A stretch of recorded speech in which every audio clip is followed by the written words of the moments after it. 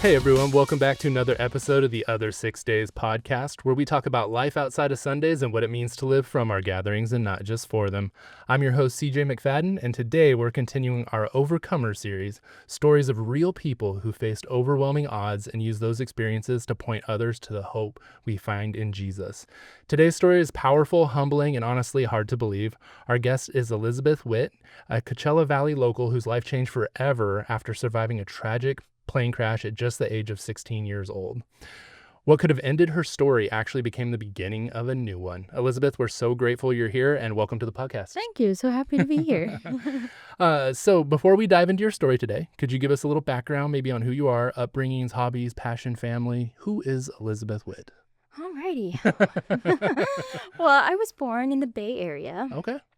And then came here when I was about 3 years old to the desert. My parents wanted to be closer to our grandparents. And it ended up being like, of course, God's timing. Yeah. And so honestly, not long after we arrived here, my grandma got like stage 4 breast cancer. So it ended up being really great that we were there to support her. And so I just remember like my childhood being out in grandma's pool, Oh, yeah. enjoying the summers, watermelon throwing into the garden. Yeah. It's just perfect. Like That's fun. I love thinking back to that time of my childhood. And Yeah. so, but that season was really caring for grandparents. So we cared for my grandma until she passed away from cancer. And then after that, we cared for my grandpa. He came in and moved in with us in a casita, and he lived with us for about 5 years. And then my dad's dad, his house burnt down in the 2018 Paradise fires. Oh, no. So we cared for him for 2 years. Oh, my So goodness. like my childhood was definitely like very family, like grandparents and caring for one another, Yeah. like focused. Yeah. And then, I was blessed to, be in a Christian home. Like I accepted Jesus in my heart when I was 4. Oh, there you go. Yeah. And, we went to church on a Sunday morning and loved doing Bible studies. And that was like a big part of my childhood. Yeah. And then I love doing music, so that was my thing. I love doing piano, guitar, singing in choirs, Of and course. worship. That was so my thing. That's what I thought, for sure I was gonna do. So I thought it was gonna be music. Okay. And then like passions, or hobbies. Today I just loved driving fast cars. Really? That's my thing. That's now. your thing now? That's my thing now. Oh, man, that's awesome. I've been in a couple Corvettes, and I try to drive my little zippy thing as fast as it can go. Around town or a Safely. close track? Or okay, safely. I like how you the Safely. caveat. Yeah. You're all safely and legally.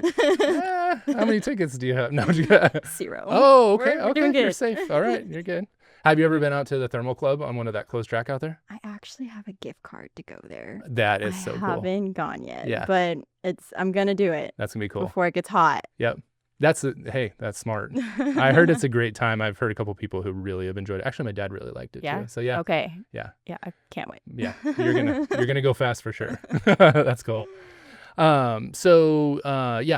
So worship, you thought you were going to do that. Were you a worship person at church? Is that kind of your, Yes, I love doing it, for the services, but in youth ministry. So I did it for the elementary and junior high and love doing it Yeah. with, fellow, students my age and just learning the craft. We had worship discipleship at church, and it was such a great way to like grow spiritually, but then also musically. Yeah. So love vocalist that. or instrumentalist were you? So I was Or a both? vocalist and then pianist and guitarist. Oh, there you go. So Of course. a little bit of all. All right. Yeah. You're the same as like our producer here on the show, Danny. Well, it's just multi-talented. We used to do worship together. Oh, of course you did. Yes. Okay. All right. It's all coming together.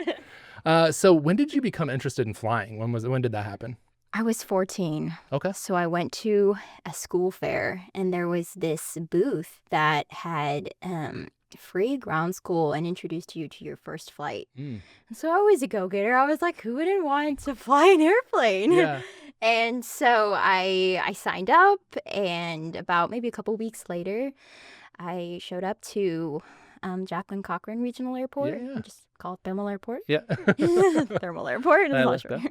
that. And it was a small, Cessna 172, and I hopped in and we did all the pre-flight and I taxied, and we're at the point of taking off, and I remember pulling back and just feeling like the speed and, going back in your seat a little bit. Yeah. And to think like I was the one doing that. Yeah. And you're up in the air, and I'm like, oh my goodness. This is love awesome. this. Yeah. That was it? That was it. I was like, I want to do this. Yeah. So after that, I just, started asking for like advice and from mentors, other people who are aviation, asking, best paths or that kind of thing. And I ended up applying for scholarships. So I got 2 scholarships to get my flight training done. Wow. And applied for college because I was about to graduate. Well, I was at the point, I was 16. Yeah. To Embry-Riddle Aeronautical University worldwide. Wow. And Yeah, got that's good. in with a degree in aeronautics. And so I started flying, and I was having the time of my life. That is so awesome. Yeah, so it was pretty great. That's pretty incredible. Wow, I didn't know Embry-Riddle. I didn't know you went that far with it. It makes sense though now, kind of. Okay. But so what did you like most about flying though? Was it the speed? It was the speed and, I mean, just the views. Like, honestly, like, just being up there in a small airplane and just looking down, seeing everything small, seeing your own local valley and enjoying, honestly, the peace and quiet. It is pretty calm. Yeah, it's pretty And serene up there, huh? it was also always challenging, too. Like, I loved being challenged and learning something new, and it was something none of my family had been in aviation. Like, this was all new to us. Yeah. And so I just enjoyed exploring it and flying, and it was cool. Pretty much every aspect of it, Every right? aspect of it was great. Yeah, I love that. I love the challenging. That totally makes sense with is like the instrument panel and all that stuff is actually very complex. And it is complex, but basically I'm like, it's just a bunch of math. Yeah. once you get your math down, it makes sense. You're good. So when you were 16 years old, most people are worried about what school, friends, and future, things like that. But you were learning how to fly a plane, like you mentioned. So walk us through part of your, tell us about your incredible story. What happened? Yes, so I was 16. I was into my flight training. I was actually only 1 milestone away from getting my private pilot's license. Okay. And that's the first step when you become a pilot. And I was really close to that goal. And specifically this day, I was doing a towered solo flight out at Palm Springs International Airport. So what that means is you do 3 full stop landings. So you take off, you land, and then you taxi back, and then do that 3 times. Oh, so wow. that's called full stop landings. Okay. They're not touch and goes, Yeah. which is, you land, You you have to take key off and keep going. then, Yeah. exactly. Yeah. So it was full stop landings while, communicating with the ATC Tower, tower. So, they have their own language, and you have to learn that. And Yeah. there's other pilots. There's planes, about 100 times bigger than me. You There's a do lot not going on. want to be the one in the way because you're not communicating right. Yeah. No, thank you. So that was going to be my that milestone that I was going to complete. And then after that, I only had 1 more. Yeah. So I was really excited about getting this done. Felt like I was getting close to the finish line. So with my flight instructor and I, we left from Thermal Airport. And then we flew to Palm Springs International Airport. We did a couple full stop landings together, and then I dropped him off. And, everything was going well. I did 1 solo flight, so just me and the plane, the full stop landing, communicating with the tower. Another one, second one, just fine. Okay. And then on the third one, and I'd done solo flights before. This wasn't my first time doing it. And on the third one, I just remember taking off and then the plane falling. Basically, that's, all I remember. Yeah. And I had a couple thoughts in those moments, like the first one being, oh God, please don't let me hit the ATC tower because that could mean casualties.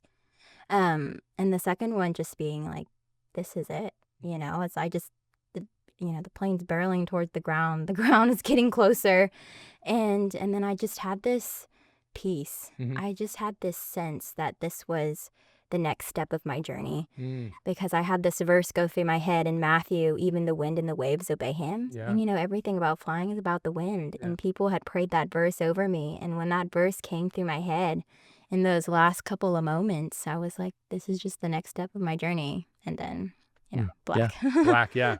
I was going to ask you, so that verse went through your head, and were you kind of at peace at that moment? I was at peace in that moment. Yeah. Like I wasn't scared. Whatever it is. Yeah. Of course, I don't think I fully understood the reality of the moment Yeah, either, of course. So my plane crashed. Yeah. And that's when the rescue started happening. So again, God's timing was in it all. His hand, despite it being an accident, he was in charge of it all. So the ATC tower, the controller, she could tell something was just erratic. Something was wrong with the plane. And she had pushed like that call button to the fire department before I hit the ground. Oh, wow. Okay. So she knew right away. Yeah. And then the fire department, they're just a couple hundred yards away from the tower. And one of the firefighters was actually outside working on the trucks, and he saw my plane go down, and he already started moving and getting ready before the alarm had gone off. So it's just like people were already in action, already on it, already in action. Yeah. And because of that, the firefighters were at my side within, honestly, moments. Yeah. Which was amazing because, with that kind of accident, every moment. Second is the... Every second, every moment counts. Where did you land? Where did the plane hit? Right onto the runway. Oh, so you're on the runway. Okay. Right onto the runway. I hadn't got that far because I was like, take off and then nosedive. Nosedive. Okay, got it. Yeah, so it took about 30 minutes for them to get me out, just because of, honestly, planes aren't made for crashing. No. Okay. Cars are designed to be prepared for a crash because they happen more often. Planes are meant to be light and to fly. Yeah, and so stay when in the air. they hit the ground, they just crumple up. Yeah. So honestly, that plane was just surrounding me. Oh, wow. And so they couldn't pull me out. Okay. So they had to cut me out with like the jaws of life. They had one on each side trying just to pry the plane off of me. Yeah. Yeah. And what were some considerations? Did they notice injury possibilities? And so so I had completely shattered my face. Oh, okay. So like I'll talk more about that with like, injuries, but I was all blood. Yeah. All blood here. Yeah. But my legs were trapped. Okay. So they couldn't tell, what the injuries were there. Got it. I was alert, which was interesting. So you were awake the whole time? I was awake. Wow. I don't remember it, but I was talking with them, and it was amazing. I've talked with the firefighters later, but they were so kind. They stayed by my side the entire time, just talking me through it and making sure I stayed calm. And they said I was calm, and because I was calm, it helped them be calm too. So it was a calm situation, despite, it being life and death. But they got me out after about 30 minutes. Yeah. And it was also scary too, because there was like, the avgas, the fuel all over. And so they had to put foam on it. Like that could have caught on fire. Oh, so they also had to think about, hey, we have to make sure this doesn't catch on fire. Yeah, because airplane fuel is highly flammable and all the things. Absolutely. Right? Yeah. And some of the tools they were using were still creating sparks. So it was kind of a dangerous situation as well. So kind of keeping that in mind. But they got me out, and then thankfully they just brought me over to Desert Regional Medical Center, which was only 5 minutes away. Yeah. So I made it in with like that golden hour, that hour of trauma. And you don't remember much at that time, right? I don't remember anything. You don't remember anything? I don't remember anything. What's the moment? Rescue. What's the moment you remember? Like, eventually in ICU. Okay. Eventually in ICU. Like waking up or something like that. Okay. Yes, so and that's kind of where it all started. That's where it all started. Okay. So I was really out of it for about 2 weeks. Oh. So there's like 2 weeks of my life I don't remember. That's missing. Wow. Yeah. So obviously you survived the plane crash. But surviving the crash was one thing. Let's jump into recovery is a whole different battle. Absolutely. So let's jump in. Tell us about your road to recovery. Yes. So I can just start with the injuries. Yeah. So I broke both of my legs in multiple areas. So my ankles, my knees, and, there was thoughts of like if I'd be able to walk again or that kind of thing by how injured I was. And then I severed a tendon in my finger. And then I completely shattered my face. So I had to have this surgery where they make an incision from ear to ear. Yeah. And they pull down your face and reconstruct everything in there. So when they went to do that procedure, which was an 11-hour surgery, the doctors were like, it was like a jigsaw puzzle in there. We were just trying. You were Humpty Dumpty.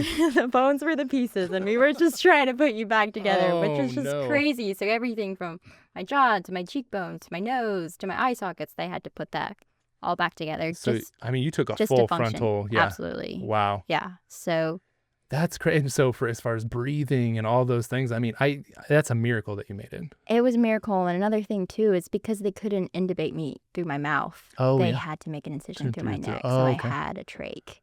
And so that was one of the hardest parts because I was on a ventilator and I had to get off the ventilator and That's tough, huh? I had to breathe again. Yeah. And one thing with a trach, it possibly takes the possibility of you being able to speak again.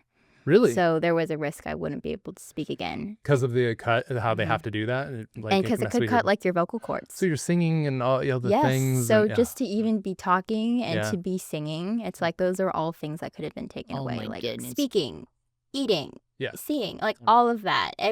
Just the daily functions that we don't even think about, Yeah. and it, all in jeopardy. Your eyesight. I mean, like, it's just, that's Everything. a total miracle. Yeah. Wow. God has some great things in store for your life. I'm always like, whew, I'm in for a ride with this one. All right, here I am, Lord, use me. Right? Yeah. I'm in for this ride. Yeah, you're in for the ride all along. So, what were some of the hardest moments like during recovery for you that you can remember? So it ended up being a long recovery. Yeah. Okay, so 2 weeks in the ICU, 3 weeks on the hospital floors, and then 2 weeks after that in inpatient rehab. Just to start getting those daily functions back. And then, learning to walk again, physical therapy for months. But then after that was still 5 years of surgeries. So I just finished up my last procedure about 6 months ago. Oh, wow. And so because a lot of things weren't able to get fixed in those first preliminary surgeries. So even afterwards, there was, pins and screws had to come out of your legs. I still had double vision and some other eye problems that took multiple surgeries. And I had no idea. I knocked out 6 of my front teeth. Oh, okay. I had no idea that dental implants were such a long process. Long process. Yeah. And I already had some extra, problems they had to think about. Like I already had plates and screws in my mouth from my last surgery. So they could put posts in. So they had to take those out so they could put posts. I was like, I had no idea. Wow, what an ordeal. So all of that took a really long time. So I think for me, it was just, overall, I probably had like 10 surgeries in the beginning and then another 20 over the 5-year period. And so it was just this constant feeling of always feeling sick. Yeah. And always feeling tired and never feeling good for 5 years. And it was just exhausting. That was really a challenge. And always being in pain a lot. Yeah. I was going to say in pain for a long time. Yeah. Well, and I was just thinking like, yay, you survived the crash, like, thank God. And but I didn't think about how long of a recovery that is. And like that can wear on, the emotional and mental strain. Absolutely. That was a lot, right? Mm-hmm. So then let's jump in, I guess most importantly, what role did your relationship with God play in that? Honestly, this is like the best question. This is like God through it all. So I would say my relationship with God played a huge role in my recovery in 2 primary ways. Yeah. So like first, I was never alone. And then his grace sustained me. And so like thinking back, so even in those earliest days in the hospital, so let's go back to the ICU when I was just starting to become alert and everything, I had those questions going through my mind of, why did I crash? Will I, ever be the same? Yeah. Will I survive this? And really like struggling with God, like, why did this happen? Yeah. But I've never felt his presence as close in those moments and like honestly as tangible then, like his presence of him being like, I'm here and I have you here for a reason. And just, I remembered him like right before I crashed, this is the next step in my journey. And so I just had to trust that he would do the same for me even then in that ICU hospital bed and in the years to follow. And then honestly, God's grace through it all, just to sustain. Like looking back, I wonder, how did I get through that? Like, how did I get through those times in the hospital? How did I get through, the really hard physical therapy? And it was honestly all his grace sustaining me and his strength. It was none of me. It was not my strength or my motivation or my will. It was his grace to get me through it. Wow. Back then, I can't even, imagine. Oh, I can't imagine. Well, and I can see it that you said, basically he's like, will you trust me? And you're like, I can't see it, but I will. And then his strength got you through all of those things. Absolutely. The physical piece, the mental strain, all the things. Just finishing up your stuff 6 months ago, like, that's a lot. Yeah. So that is that's powerful.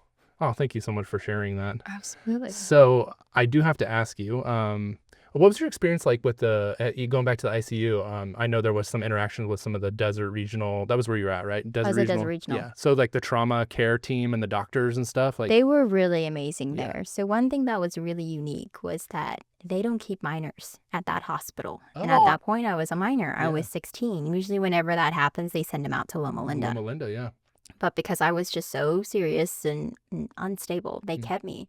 And because of that, I really believe I got some really great care. Yeah. Definitely. And like, the facial reconstruction, like that plastic surgery aspect, like I am so grateful to be like recognizable to the person who I was before. You know, like when they're thinking about function, they really shouldn't have to be thinking about, oh, let's try to make her look the same too. No, they're just thinking, But they did. We want you to be able to move your mouth, not that it looks the same. Exactly. But they did. And it's one of those things, amazing care and skill. But then everybody was also extra tender. Yeah. This was during actually COVID. Yeah. So it was at the height of COVID. Everybody's scared. Everybody's isolated. Yeah. I was able to thankfully have my mom with me. But people were just softened to see basically a child there. And they cared and they were sensitive. And I have relationships with people from some of the doctors and nurses at Desert Regional that I keep in touch with today. Oh, that's a big deal. So, people, they cared. After a while, definitely in that challenging time, it could just be another patient, or another unresponsive patient. Yeah. But they really cared and tried to, notice when I was in pain, even though I couldn't communicate. Yeah. I couldn't speak. I couldn't see.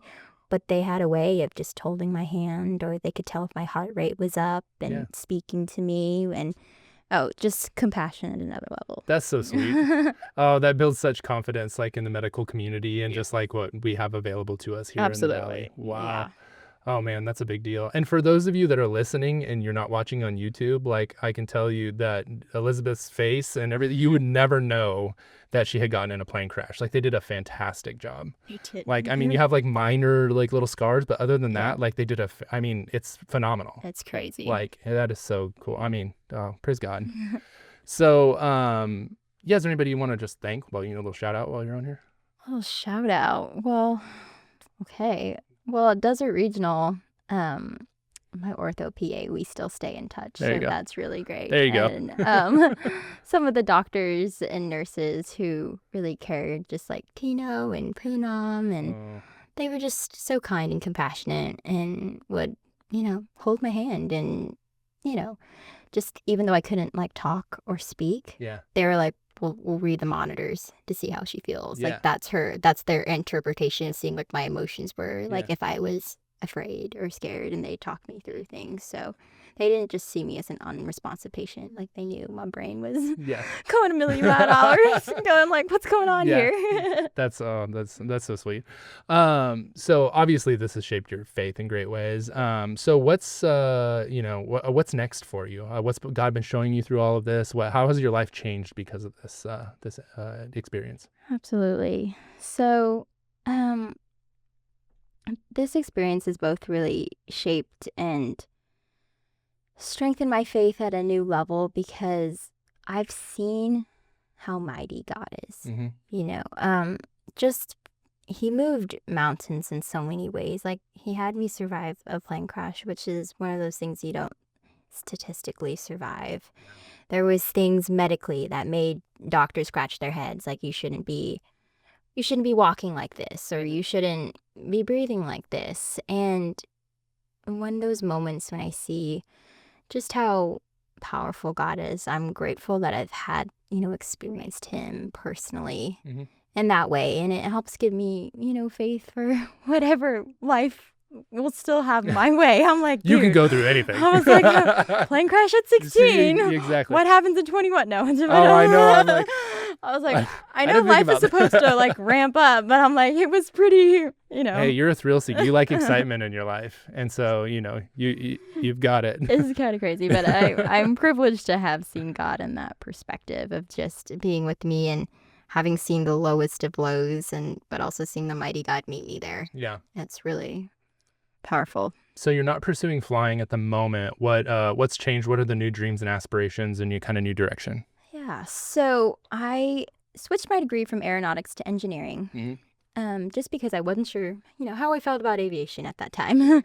And I really enjoyed my education because even though, my recovery was taking everything out of me, I felt like I could continue my education and something was moving forward. Yeah. Because so often after every surgery, I know I was making progress, but for me, it just felt like I was going backwards. I'm Yeah. like, I'm feeling bad again. Yep. So I really appreciated my education for that aspect. Mhm. And then I was just, inspired like by the fire department, just the level of protecting people. And I was like, I'd love to do a job that helps protect people. Yeah. So I've been able to have some experience working in private security with drone surveillance. So I fly drones for big sports events.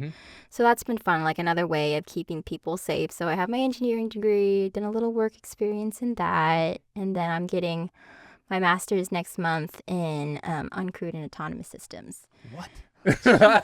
Fancy term for drones, right? We talked about it before the podcast, and I heard that, and I was like, I'm writing that down. That's amazing. So just, I would love to possibly work in, defense and another way of protecting our military or just, our country.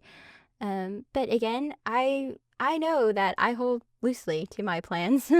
And I've done more things than I ever thought I would, from flying an airplane to flying drones to doing worship for churches, to authoring a book. I was like, God, I don't know what you have in store. So, of course, I hold on to that loosely, and I'm open to whatever else he might have. I love to say I bring God my plan A and my plan B, and he brings in the plan C. Yeah. I was like, okay, we're doing the plan C, usually. So I know you probably get asked this question all the time, but will you ever fly again? Yes, I absolutely hope to. Yeah. I loved it. I'm waiting for the right time, though. Just waiting for, to be whole and to be healed. And then also the same for my family, too. Like, they went through this as well. And I want to make sure we're all in that place of, healing and wholeness and unity on something that really affected us all. So one day I know I will. I love flying. I love aviation. So I see it. Yeah, and you have a slight course change. I mean, God still you're still flying. It's just technically not a plane. It's drones now. And so, all those things. But God's got big plans for your life, and, he's still working mightily. So, and it's obvious. You mentioned it. So tell us a little bit about this book that's coming out. Yes. So I graduated in the end of May, and I've been told, you should write a book. Yeah. And I would say, there's no way. I'm not a writer. I do math. But maybe if somebody came along and helped me or, wrote it. And so I had this graduation celebration at the Palm Springs Air Museum. And one of my friends came up, he, same thing, you should write a book. I was like, nah. And he was like, actually, I think I can introduce you to somebody who might help. And that person introduced me to somebody else who introduced me to this person who said, absolutely, I'd love to do this project with you. Wow. And I was like, what? And so he ended up being my editor and helped me from day one, just understanding how to shape a book. Things like, you need an emotional break. I'm like, what's an emotional break? And he did all the editing and the formatting, and we were about to self-publish. And then I got called up by a Christian publisher, Core Media, and they're like, we'd love to partner with your book. And I was like, wow, okay. I did not see that coming. So it was a quick project. Yeah. 6 months. Yep. And it's on a pre-order right now and should be out in about 2 weeks. So it'd be December or 2026-ish, like in there, or no? Yeah. No, so it should be January. January, perfect. January yeah, 6th. 6th. Yeah, perfect. Yeah. You excited about that? What the future looks like for all that? Or you don't know? It's something new. I'm like, God, what is this? Everything is new in your life. Everything is new, and I do feel like it's a new beginning, just for the fact, my recovery is over. I graduated, so I'm like, God, I don't know what you have, but we have this book, and I'm excited to see where that leads. And it's his story, so. Behold, I am making all things new. And you are the poster child for that. Everything is different. Yeah, there you go. So Elizabeth, any final thoughts or encouragements for our listeners as we wrap this thing up? Absolutely. I think the biggest thing is to keep trusting God. And I say keep because it's so easy to doubt. Yeah. And personally, for me, I've seen God do great things, yet somehow something else comes up and I think this is it. This is the thing that's going to take me down. Yeah. And I think it's just in our human nature to doubt and to be, it's okay. It's human, but we have to just go right back and come back to God and surrender to him and trust again, because he's not going to fail. This is not going to be the one where he decides, I'm going to fail you today. So I just have to keep remembering that. Yeah. And to the listener, just keep trusting God. Oh, that's so good, man. He's a God who always comes through. Yes. And I think your story teaches us great lessons on not how just to survive, but to thrive in the midst of adversity. Yeah. Like, you have done so much and you still are doing so much, and God has so much planned in your life, even in the midst of something that would set most people back forever. And so, thank you for all you're doing. Thank you for writing and sharing your story and writing a book. Mm-hmm. And we're just so excited to see what kind of plans God has for you, and he's going to continue to do in and through your life. And so we'll put it in the show notes. We'll put the link to the book, to some other resources and things that we have. But thanks again for being with us. Oh, absolutely. It's a privilege to do this. This was fun. Yeah, it was. It was such a good time. So, well, there you have it, guys. Thanks for joining us on another episode of the Other 6 Days podcast. Be sure to hit that subscribe, follow, share, and like. Spread the word. And as always, take what you've heard and turn it into something you can do to spread the gospel in the world around you. Until next time, see ya.